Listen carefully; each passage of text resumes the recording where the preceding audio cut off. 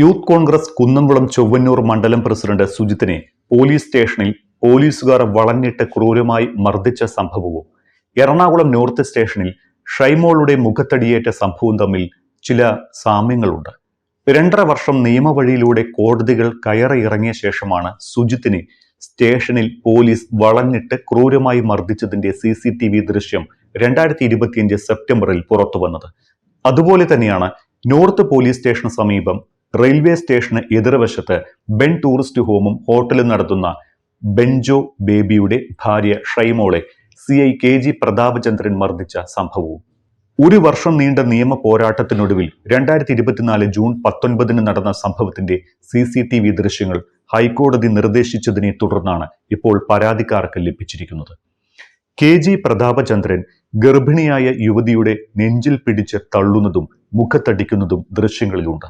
സംഭവത്തിൽ അടിയന്തര നടപടിയെടുക്കാൻ മുഖ്യമന്ത്രി പിണറായി വിജയൻ DGPക്ക് നിർദ്ദേശം നൽകിയതോടെ ADGPയുടെ നിർദ്ദേശപ്രകാരം ദക്ഷിണമേഖല IG ശ്യാം സുന്ദർ പ്രതാപചന്ദ്രനെ സസ്പെൻഡ് ചെയ്ത് ഉത്തരവിറക്കി തൽക്കാലം തടി തപ്പിയിരിക്കുകയാണ്. പക്ഷേ ഈ സംഭവം കേരള പോലീസിന്റെ ആകെ ഇമേജ് തകർത്തിരിക്കുകയാണ്. 2024 ജൂൺ 20 എറണാകുളം നോർത്ത് പോലീസ് സ്റ്റേഷനിലാണ് തൊടുപുഴ സ്വദേശിനിയും ഗർഭിണിയുമായ ഷൈമോൾ പോലീസ് മർദ്ദനത്തിന് ഇരയായത്. കസ്റ്റഡിയിലെടുത്ത ഭർത്താവിനെ അന്വേഷിച്ചെത്തിയ ഷൈമോളെ CI പ്രതാപചന്ദ്രൻ മർദ്ദിക്കുകയായിരുന്നു. ഷൈമോളുടെ ഭർത്താവ് ബെൻജോ കൊച്ചിയിൽ റിസോർട്ട് നടത്തുകയാണ്. ജൂൺ 18 ബെൻ ടൂറിസ്റ്റ് ഹോമിന് പരിസരത്ത് യുവാക്കളുടെ കരച്ചിൽ കേട്ട് കാര്യമന്വേഷിക്കാൻ ചെന്ന ബെൻജോയോട് അവിടെയുണ്ടായിരുന്ന പോലീസ് കയർത്തു. തുടർന്ന് ബെൻജോ ഈ ദൃശ്യങ്ങൾ മൊബൈലിൽ പകർത്തി. പിന്നീടാണ് ജൂൺ 20 സ്റ്റേഷനിലേക്ക് വിളിച്ചു വരുത്തി ബെൻജോ ഡ്യൂട്ടി തടസ്സപ്പെടുത്തിയെന്ന് ആരോപിച്ച് അറസ്റ്റ് ചെയ്തത്. സംഭവം അറിഞ്ഞ വിവരമന്വേഷിച്ച 2 കൈക്കുഞ്ഞുങ്ങളുമായി സ്റ്റേഷനിലെത്തിയ ഷൈമോളെ അന്ന് SHO ആയിരുന്ന പ്രതാപചന്ദ്രനാണ് മർദ്ദിച്ചത്. യുവതിയുടെ നെഞ്ചിൽ പിടിച്ച് തള്ളുന്നതും ശക്തമായി മുഖത്തടിക്കുന്നതും CCTV ദൃശ്യത്തിലുണ്ട്. തുടർന്ന് കൂടുതൽ മർദ്ദനത്തിന് ശ്രമിച്ച SHOയെ സഹപ്രവർത്തകർ ബലമായി പിടിച്ചുമാറ്റുകയായിരുന്നു. ഈ സമയത്ത് SHO അടക്കം പോലീസുകാർ ആരും യൂണിഫോം ധരിച്ചിരുന്നില്ല എന്നതും ദൃശ്യങ്ങളിൽ വ്യക്തമാണ്. യുവതിയും ഭർത്താവും SHOയെ മർദ്ദിച്ചുവെന്ന് വരുത്താനാണ് പിന്നീട് പോലീസുകാർ ശ്രമിച്ചത്. സ്റ്റേഷൻ ആക്രമിച്ചു, ക്രമസമാധാന പാലനം തടസ്സപ്പെടുത്തി തുടങ്ങിയ കുറ്റങ്ങൾ ചുമത്തി ഇരുവർക്കുമെതിരെ കേസെടുക്കുകയും ചെയ്തു. ബെൻജോയെ അറസ്റ്റ് രേഖപ്പെടുത്തി റിമാൻഡ് ചെയ്തു. സംഭവത്തിന്റെ CCTV ദൃശ്യങ്ങൾ പുറത്തുവിടണമെന്ന് ബെൻജോയും ഷൈമോളും ആവശ്യപ്പെട്ടുവെങ്കിലും പോലീസ് തയ്യാറായില്ല.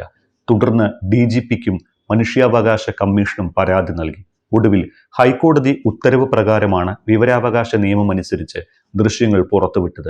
പൊതുസ്ഥലത്ത് 3 യുവാക്കളെ പോലീസ് പട്രോളിംഗ് സംഘം മർദ്ദിക്കുന്നത് ചോദ്യം ചെയ്തതാണ് യൂത്ത് കോൺഗ്രസ് പ്രവർത്തകൻ സുജിത്തിനെ മർദ്ദിക്കാൻ പോലീസിനെ പ്രേരിപ്പിച്ചത്. സുജിത്തിനെ പോലീസ് മർദ്ദിക്കുന്ന ദൃശ്യങ്ങൾ സമൂഹ മനസാക്ഷിയെ ഞെട്ടിക്കുന്നതായിരുന്നു. ഈ ദൃശ്യങ്ങൾ പുറത്തായത് ആഭ്യന്തര വകുപ്പിനെതിരെ വലിയ പ്രതിഷേധത്തിനും ഇടയാക്കി. ഇതിന് പിന്നാലെയാണ് പുതിയ സംഭവത്തിന്റെ CCTV ദൃശ്യങ്ങൾ കൂടി പുറത്തു വന്നിരിക്കുന്നത്. സുപ്രീം കോടതിയുടെ നിർദ്ദേശങ്ങൾ കാറ്റിൽ പറത്തിയാണ് പലപ്പോഴും സ്റ്റേഷനുകളിൽ ഇത്തരത്തിലുള്ള മർദ്ദനമുറകൾ നടക്കുന്നത്. ഈ ഒരു സംഭവത്തിന്റെ പശ്ചാത്തലത്തിൽ അഡ്വക്കേറ്റ് ശ്രീജിത്ത് പെരുമന പോസ്റ്റ് ചെയ്ത കുറിപ്പ് ശ്രദ്ധേയമാണ്. എന്താണ് ഈ വിഷയത്തിൽ സുപ്രീം കോടതി വിധിയെന്ന് ഇനിയെങ്കിലും ജനങ്ങൾ മനസ്സിലാക്കണം. മനുഷ്യാവകാശത്തിന് പ്രതീക്ഷ നൽകി സംസ്ഥാനങ്ങൾക്ക് നിർദ്ദേശം നൽകിയ ആ ചരിത്ര വിധി ഇങ്ങനെയാണ്: പോലീസിന്റെ ഗുണ്ടാരാജിനും അറസ്റ്റ് ചെയ്ത് പീഡിപ്പിക്കുന്ന മറ്റ് ഏജൻസികളുടെ ഗുണ്ടായുസങ്ങൾക്കും കൂച്ചുവിലങ്ങിട്ടാണ് സുപ്രീം കോടതിയുടെ ചരിത്ര പ്രധാന വിധി. പോലീസ് സ്റ്റേഷനുകളിലും പ്രതികളെ ചോദ്യം ചെയ്യുന്ന മുറികളിലും ലോക്കപ്പിൽ ഉൾപ്പെടെ നിർബന്ധമായും CCTV ക്യാമറ സ്ഥാപിക്കണം. പോലീസ് സ്റ്റേഷൻ കൂടാതെ CBI, NIA, enforcement directorate, narcotic control bureau, department of revenue intelligence, serious fraud investigation office തുടങ്ങി എല്ലാ അന്വേഷണ ഏജൻസികൾക്കും അവരുടെ ഓഫീസുകളിലും ഇത് ബാധകമായിരിക്കും. CCTV ക്യാമറകൾക്ക് പുറമെ ശബ്ദം റെക്കോർഡ് ചെയ്യുന്ന സംവിധാനം സ്ഥാപിക്കണമെന്നും ഇവ ചുരുങ്ങിയത് 6 മാസക്കാലം സൂക്ഷിക്കുകയും ആവശ്യമെങ്കിൽ മനുഷ്യാവകാശ ലംഘനം നടന്നുവെങ്കിൽ പ്രതിയായിട്ടുള്ളവർക്ക് നൽകി അത് തെളിവായി നൽകാമെന്നും സുപ്രീം കോടതി നിർദ്ദേശിച്ചു. അറസ്റ്റ് ചെയ്യാൻ അധികാരമുള്ള എല്ലാ ഏജൻസികളും ഇപ്രകാരം പ്രതികളെ ചോദ്യം ചെയ്യുന്ന സ്ഥലങ്ങളിലും പാർപ്പിക്കുന്ന ഇടങ്ങളിലും നിർബന്ധമായും CCTV സ്ഥാപിക്കണം. രാത്രിയാണ് ചോദ്യം ചെയ്യുന്നത് എങ്കിൽ അത്തരം പ്രദേശങ്ങളിൽ ഉൾപ്പെടെ നൈറ്റ് വിഷൻ ക്യാമറകൾ സ്ഥാപിക്കണം. എല്ലാ പോലീസ് സ്റ്റേഷനുകളിലും ലോക്കപ്പുകളിലും ഉൾപ്പെടെ CCTV ഉണ്ടെന്ന് ഹിന്ദിയിലും ഇംഗ്ലീഷിലും മറ്റെല്ലാ പ്രാദേശിക ഭാഷയിലും വലിയ അക്ഷരത്തിലുള്ള പോസ്റ്ററുകൾ അല്ലെങ്കിൽ ബോർഡുകൾ സ്ഥാപിക്കണം. റെക്കോർഡ് ചെയ്യുന്ന ദൃശ്യങ്ങൾ ശബ്ദം സഹിതം ചുരുങ്ങിയത് 6 മാസക്കാലം സൂക്ഷിക്കുകയും മനുഷ്യാവകാശ ലംഘനമുണ്ടായി എന്ന പരാതി ഉണ്ടായാൽ പരാതിക്കാരന് പ്രസ്തുത വീഡിയോ ദൃശ്യങ്ങൾ കൈമാറേണ്ടതുമാണ്.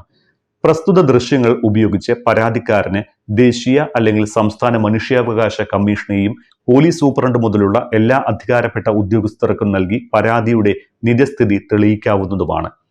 മെയിൻ ഗേറ്റിലും വരാന്തയിലും റിസപ്ഷനിലും കോറിഡോറിലും എല്ലാ ലോക്കപ്പുകളിലും ബാൽക്കണിയിലും ഇൻസ്പെക്ടറുടെയും സബ് ഇൻസ്പെക്ടറുടെയും റൂമുകൾക്ക് പുറത്തും ലോക്കപ്പുകൾക്ക് പുറത്തും സ്റ്റേഷൻ കോമ്പൗണ്ടുകളിലും കക്കൂസുകളുടെയും ശുചിമുറികളുടെയും പുറത്തും സ്റ്റേഷൻ ഹാളുകളിലും ഔട്ട് ഹൗസുകളിലും അടുക്കളയിലും ഡ്യൂട്ടി ഓഫീസറുടെ റൂമിലും പോലീസ് സ്റ്റേഷനുകളുടെ പുറകിലും ഉൾപ്പെടെ എല്ലായിടത്തും രാത്രിയിലും ശബ്ദവും ദൃശ്യങ്ങളും സഹിതം റെക്കോർഡ് ചെയ്യുന്ന ക്യാമറകൾ സ്ഥാപിക്കണം.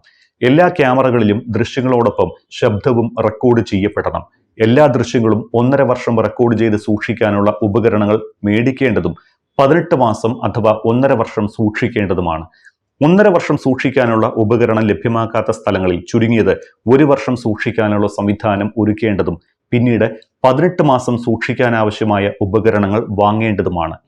CCTV ക്യാമറകളുടെ പൂർണ്ണ ഉത്തരവാദിത്വം അതാത് SHO അഥവാ സ്റ്റേഷൻ ഹൗസ് ഓഫീസർമാർക്കാണ്. ഏതെങ്കിലും പോലീസ് സ്റ്റേഷനുകളിൽ CCTVകൾ പ്രവർത്തിക്കുന്നില്ല എന്ന് കണ്ടാൽ ഉടനടി ഇക്കാര്യം അതാത് SHOമാർ DLOCയെ അറിയിക്കേണ്ടതും പുതിയ ഉപകരണങ്ങൾ വാങ്ങേണ്ടതും റെക്കോർഡ് ചെയ്തവ കൈമാറേണ്ടതുമാണ്. CCTVകൾക്ക് സംഭവിക്കുന്ന ഏത് തകരാറിനും അത് സംബന്ധിച്ച് മറുപടി പറയാൻ SHO ബാധ്യസ്ഥനാണ്. CCTVകൾക്ക് എന്ത് തകരാറ് സംഭവിച്ചാലും പ്രശ്നങ്ങൾ ഉണ്ടായാലും ഡാറ്റകൾ നഷ്ടപ്പെട്ടാലും അതിന്റെ പൂർണ്ണ ഉത്തരവാദി അതാത് സ്റ്റേഷൻ SHOമാരായിരിക്കും. CCTVകൾ സംബന്ധിച്ച വിവരങ്ങളും ഉത്തരവാദിത്വങ്ങളും സംസ്ഥാന പോലീസ് മേധാവികൾ ഉറപ്പുവരുത്തണം. വൈദ്യുതിയും ഇന്റർനെറ്റും ഇല്ലാത്ത സ്ഥലങ്ങളിൽ ഇവ ഉടനടി നൽകാൻ അതാത് സംസ്ഥാന സർക്കാരുകൾ ബാധ്യതപ്പെട്ടിരിക്കുന്നു. കസ്റ്റഡിയിൽ കഴിയുന്നവർക്ക് നേരെ അതിക്രമം അരങ്ങേറുന്നതായി പരാതികൾ ഉയർന്ന പശ്ചാത്തലത്തിലാണ് സുപ്രീം കോടതിയുടെ ഇങ്ങനെയുള്ള നിർദ്ദേശം. ഉത്തരവ് നടപ്പാക്കുന്നത് സംബന്ധിച്ച് 6 ആഴ്ചയ്ക്കുള്ളിൽ സംസ്ഥാനങ്ങൾ കർമ്മ പദ്ധതി തയ്യാറാക്കി സമർപ്പിക്കണമെന്നും കോടതി നിർദ്ദേശിച്ചു. പഞ്ചാബിൽ നടന്ന കസ്റ്റഡി മർദ്ദനം സംബന്ധിച്ച ഹർജിയിൽ വാദം കേൾക്കുന്നതിനിടെയായിരുന്നു കോടതിയുടെ നിർണായക ഉത്തരവ്. പോലീസ് സ്റ്റേഷനുകൾക്ക് പുറമെ CBI, NIA, എൻഫോഴ്സ്മെന്റ് ഡയറക്ടറേറ്റ് തുടങ്ങി എല്ലാ അന്വേഷണ ഏജൻസികൾക്കും ഇത് ബാധകമായിരിക്കും. ജീവിക്കാനും വ്യക്തി സ്വാതന്ത്ര്യത്തിനുമുള്ള മൗലികാവകാശങ്ങൾ സംരക്ഷിക്കുന്നതിനുള്ള ഭരണഘടനയിലെ 21ാം വകുപ്പ് പ്രകാരമാണ് കോടതിയുടെ ഉത്തരവ്. ജസ്റ്റിസ് RF നരിമാന്റെ അധ്യക്ഷതയിലുള്ള ബെഞ്ചിന്റേതായിരുന്നു ഉത്തരവ്. നിയമങ്ങൾ എങ്ങനെയാണ് എങ്കിലും സുപ്രീം കോടതിയുടെ നിർദ്ദേശം ഉണ്ടായിട്ടും പോലീസുകാർ മാറാൻ തയ്യാറായിട്ടില്ല. അതുകൊണ്ടാണ് പുതിയ ദൃശ്യങ്ങൾ നമ്മളെ ഭയപ്പെടുത്തുന്നത്.